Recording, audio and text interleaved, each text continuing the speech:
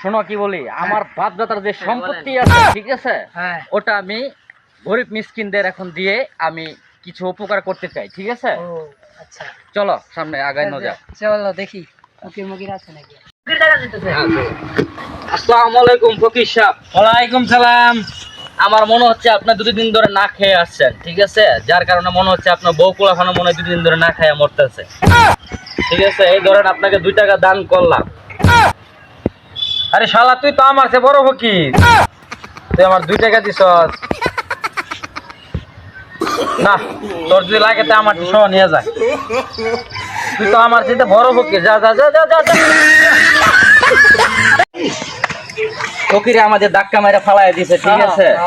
এটা কিন্তু আমরা বংশীয় পোলাফান, এই অপমান কিন্তু আমরা সহ্য করতে পারবো না। ফকির লবিড়াই নাই। চল ফকিরে জ্ঞান পিড়ায়। রে ফয়েদ, তুই একদম ধাক্কা মারছস, কামটা কিন্তু ঠিক করছস না। কি করবি? অন তোরা মার বাপ। মারবে? হ্যাঁ তুই আমার মারবে? হ্যাঁ। মামা তোরা কই? এই যে জমিদারের পুতাইছে আমার সাথে মারামারি করতে, তাই তো